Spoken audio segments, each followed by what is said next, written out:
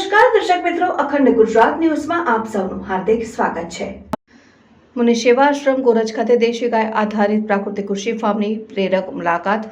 પ્રાકૃતિક કૃષિના ઉદ્દેશ્ય અને કૃષિ સૈનિકોની નિષ્ઠા ખરેખર વિશિષ્ટ છે। અસહ્ય ગરમીમાં પણ પ્રાકૃતિક કૃષિ માટે નિર્વિકાર તપશ્ચર્યા કરી રહ્યા છે। વડોદરા જિલ્લા શાળા સંચાલક મંડળના પ્રમુખ રાકેશ કાશીવાલા, ગુજરાત પ્રાકૃતિક કૃષિ વિજ્ઞાન વિશ્વવિદ્યાલયના પ્રકૃતિ પ્રેમી જીવન સાધક ડોક્ટર રાજુ એમ ઠક્કર અને પ્રગતિશીલ ખેડૂત રાજીવભાઈ ચૌહાણ દ્વારા મુનિ સેવા આશ્રમ નજીક આવેલ એક પ્રાકૃતિક કૃષિ ફાર્મની મુલાકાત લેવાઈ। અતિ અસહ્ય ગરમી હોવા છતાં પ્રાકૃતિક કૃષિ માટે સમર્પિત ખેડૂત સૈનિકો જમીન સાથે પ્રેમપૂર્વક સંવાદ કરે છે અને શુદ્ધ દેશી ગાય આધારિત કૃષિ પદ્ધતિઓના સફળ પ્રયોગ કરી રહ્યા છે અને ગાય સમગ્ર બ્રહ્માંડની માતા સમાન છે। એ પોષણ આપે છે અને જીવન બચાવે છે।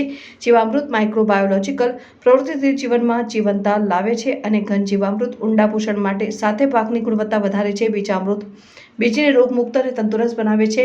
મલ્ચિંગ મિશ્ર પાક પંચસ્તરીય પદ્ધતિઓનો અમલ ધરાવતું આ ફોર્મ માત્ર ખેતીનું સ્થળ નથી, તે એક પ્રાકૃતિક શક્તિ કેન્દ્ર છે જ્યાં કુદરત અને માનવતાનું ભવિષ્ય ઘડાઈ રહ્યું છે। પ્રેરણાસભર મુલાકાતના વિશેષ સંદેશમાં રાકેશ કાશીવાલાએ કહ્યું કે આજના શિક્ષણ અને જીવન મૂલ્યોમાં પણ પ્રાકૃતિક કૃષિના તત્વો જોડાયા છે।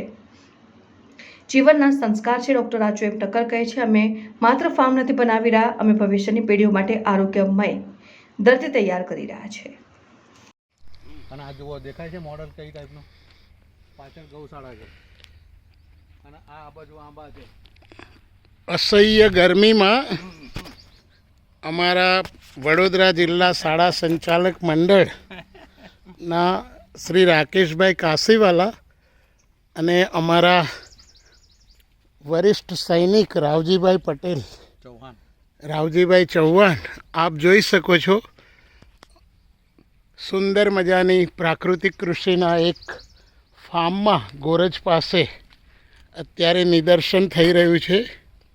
પ્રાકૃતિક કૃષિ એ જીવનનો સૌથી મોટો અમૃતકાળ આપે એવો અવસર છે। પ્રાકૃતિક કૃષિ અપનાવીએ અને ભારત દેશને સમૃદ્ધ અને સમર્થ બનાવીએ।